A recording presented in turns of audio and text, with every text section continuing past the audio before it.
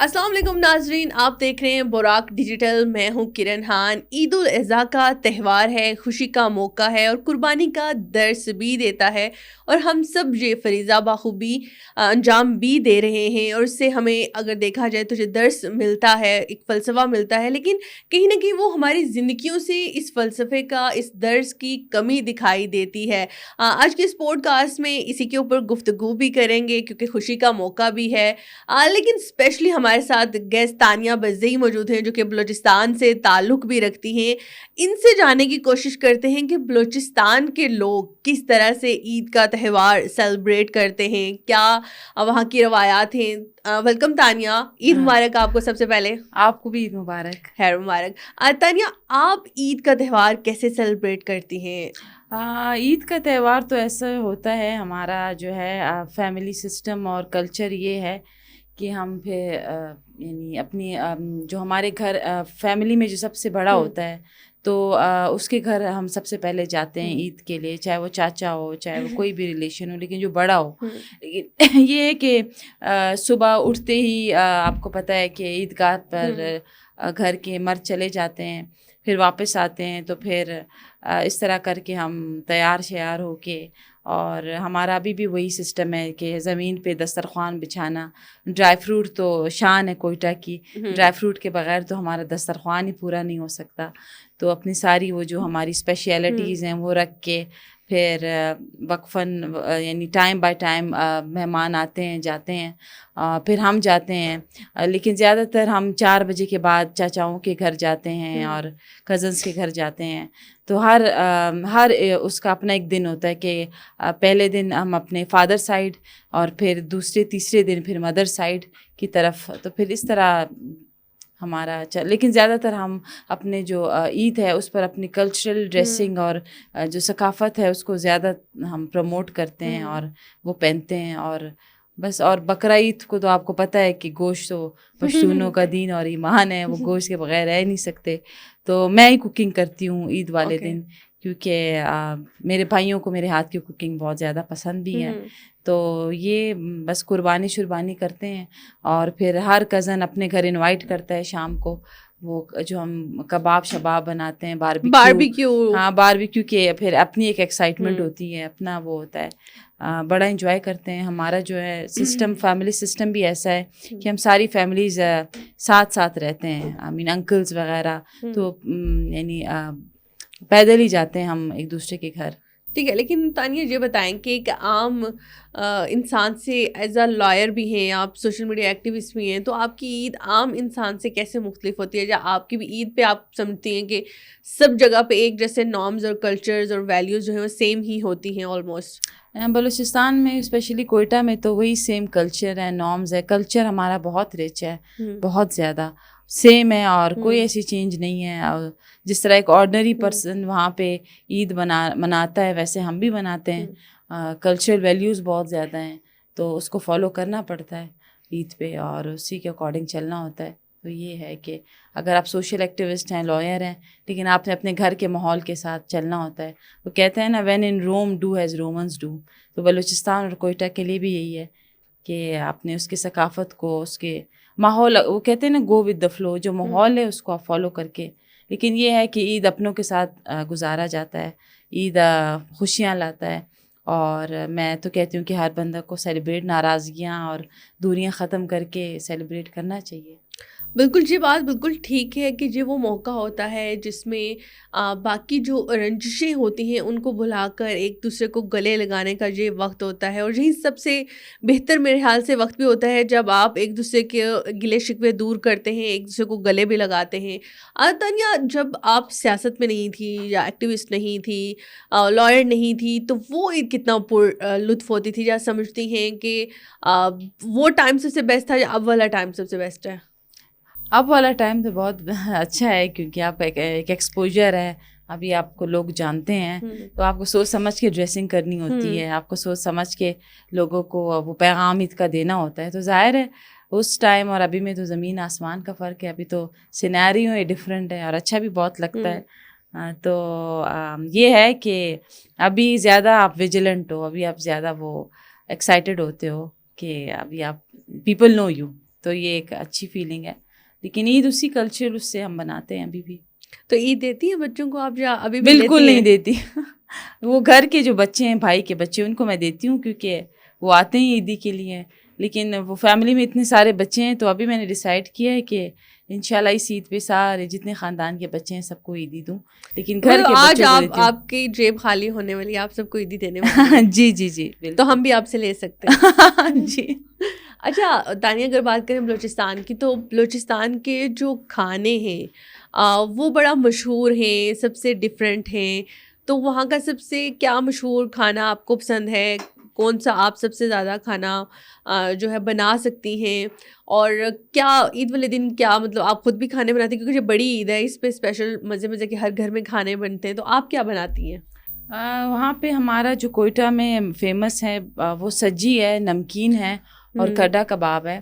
لیکن یہ ہے کہ ہم نمکین بہت زیادہ پریفر کرتے ہیں، کوئٹہ کے لوگ بہت کھاتے ہیں اور یہ ہماری اسپیشلٹی ہے جو کہ ہم پکاتے ہیں ہر گھر میں. اس دن ظاہر ہے گوشت ہوتا ہے. تو ایک اور میں بات کرنا چاہوں گی یہاں پہ کہ اکثر ہم قربانی کرتے ہیں تو ہم ہمسایوں کو قربانی کا گوشت بیچ دیتے ہیں یا رشتہ داروں کو. تو میری یہ درخواست ہے سب سے کہ آپ ان کو گوشت قربانی کا دیا کریں جو ڈیزرو کرتے ہیں، جن کے پاس کھانے کو نہیں ہے، جن کے پاس اس دن گوشت پکانے کو نہیں ہوتا. ہم کیا کہتے ہیں، جن کے 10 بنگلے ہیں لائن میں، ہم ان 10 بنگلوں والوں کو جا کے گوشت بیچ دیتے ہیں. بھائی وہ ڈیزرو ہی نہیں کرتے ہیں، آپ ان کو بھیجیں، آپ ان پر قربانی کریں جو اس کو افورڈ نہیں کر سکتے. ہم کیا کرتے ہیں، ہمارا تو بالکل لائک اپوزٹ ہے سب کچھ. تو تانیہ جی والی بات آپ کو اگر اس بات کو کنٹینیو کروں کہ بالکل یہ بات ہے ہمارے معاشرے میں کہیں نہ کہیں کہ جس گھر میں آلریڈی قربانی ہو رہی ہے اور جو جتنا بڑا ہے ہم اس کے گھر میں اتنا زیادہ بھیجتے ہیں کہ کہیں اس کے شان کمی نہ آ جائے، حالانکہ اس کو اس کی ضرورت نہیں ہے. یہ قربانی آپ کو درس دیتی ہے. آپ ان لوگوں کا خیال رکھیں جو پورا سال نہیں افورڈ کر سکتے میٹ کو کھانا، گوشت کھانا. تو آپ زیادہ اس میں خیال رکھیں. آپ ضروری نہیں اپنے گلی محلے میں ہی، وہاں پہ اگر 20 گھر ہیں تو 20 کے 20 قربانی کریں، تو ضروری نہیں آپ وہاں پہ دیں. بھئی آپ گوشت ان کو دے رہے ہیں جن کے گھر میں آلریڈی 4 گاڑیاں کھڑی ہیں. آپ قربانی کا گوشت ان کو بھیج رہے ہیں جن کے گھر میں آلریڈی گاڑیاں کھڑی ہیں، وہ بڑے گھر میں رہ رہے ہیں، وہ تو ڈیزرو ہی نہیں کرتے. یہ تو آپ کی قربانی قبول نہیں ہوگی. آپ ان پہ قربانی کریں جنہیں سارا سال گوشت کی شکل نہیں دیکھی ہو، کہ ٹیسٹ نہیں دیکھا ہو. ہم کیا کرتے ہیں، چلو بھائی جو امیر ہے ان کو قربانی کا وہ تو بالکل. یہ ہمارے معاشرے کی کہیں نہ کہیں عکاسی کرتا ہے. اس بات میں بالکل صداقت ہے. ہمیں ناظرین، ہمیں بھی ویسے کوشش کرنی چاہیے، دیکھنا چاہیے. ہمارے آس پاس بہت سارے سفید پوش لوگ ہوتے ہیں جو نیڈی بھی ہوتے ہیں اور ان کو ضرورت بھی ہوتی ہے. پھر اس کے علاوہ یتیم خانے ہیں، وہاں پہ دیا جا سکتا ہے. اولڈ ہاؤسز ہوتے ہیں، وہاں پہ دیا جاتا ہے. گاؤں دیہات میں دور دراز جھونپڑیوں والے اور بہت سارے لوگ ہوتے ہیں. تو قربانی کا جو اصل مقصد ہے نا، کہیں نہ کہیں اس کو فلفل کرنا بہت ضروری ہے. یہ آپ کی بات سے میں سیکنڈ کروں گی. لیکن تانیہ، کوئٹہ شہر کی بات کی جائے تو مختلف کلچرز کا ایک امتزاج بن چکا ہے، جس کے اندر آپ کو پشتون بھی دکھائی دیتا ہے، ہزارہ بھی ملتا ہے، بلوچی بھی ملتا ہے، پنجابی بھی ملتا ہے. یہ سارے کلچر مل کے کہیں ایک کلچر بن گئے ہیں. تو اس حوالے سے آپ کیا کہیں گی کہ یہاں عید منانا کیسا لگتا ہے جب سب لوگ مل کے ایک عید کو سیلیبریٹ کر رہے ہوتے ہیں؟ ظاہر ہے ہمارے رشتے بلوچوں میں بھی ہیں، ہمارے رشتے پشتونوں میں بھی ہیں. وہاں پہ ہزارہ اتنی بڑی کمیونٹی ہے. ان کا یہ ہے کہ لاسٹ جو چھوٹی عید تھی اس پر میں نے جو لباس ثقافتی کیا تھا بلوچی تھا. تو بھائی کی چھوٹی چھوٹی بیٹیاں ہیں میری، تو انہوں نے بھی سارا بلوچی. تو ہم نے لاسٹ چھوٹی عید پہ اپنا سارا جو کلچرل تھا، ڈریسنگ تھی، ساری بلوچی اٹائر میں تھی. تو ہم نے بڑا انجوائے کیا اس کو. تو یہ ہے کہ بہت مزہ آتا ہے کیونکہ آپ ڈفرینٹ کلچرز دیکھتے ہیں. ڈریسنگ ہماری آپ دیکھیں تو بہت ڈفرینٹ ہے. ہم وہ کرتا قمیص شلوار سے ہٹ کے ہم اپنا ثقافتی اور اس کلچر کو زیادہ پروموٹ کر رہے ہوتے ہیں. بلوچی کا تو یہ ہے ہی ہے نا، لیکن پنجابی ہے، وہاں پہ ہزارہ ہے. تو سب لوگ اپنا اپنا کرتے ہیں یا سب لوگ ایک ہی بلوچی ڈریس میں آپ کو دکھائی دیتے ہیں؟ نہیں، سب کوئی اپنا اپنا کرتا ہے. ہم یہ کرتے ہیں، ہم پشتون کی ہم زیادہ تر بلوچی ڈریس کو زیادہ وہ کرتے ہیں، پہنتے ہیں اور زیادہ پسند کیا جاتا ہے. شادیوں میں بھی عید پہ بھی ہم پریفر کرتے ہیں کہ ہم بلوچی پہنیں کیونکہ ہمیں اس میں کافی زیادہ گریس اور ڈیسنسی نظر آتی ہے. اچھا تانیہ، میں ایک اپنی چیز دیکھوں جو میں نے آبزرو کیا ہے کہ بلوچ خواتین کوئی بھی امپورٹنٹ تہوار ہے، عید ہے، شادی ہے، کہیں پہ جانا ہے، وہ بلوچی کلچر میں ہی دکھائی دیتی ہے. بلوچی جو ایک ثقافتی آپ کا ڈریس ہے اس میں.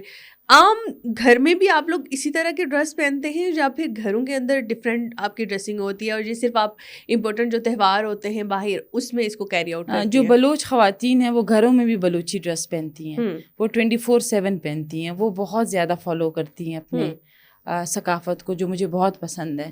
وہ ہر ایونٹ میں، ہر شادی میں آپ کو اپنے بلوچی ڈریس میں نظر آئیں گی، جو کہ بہت اچھی بات ہے.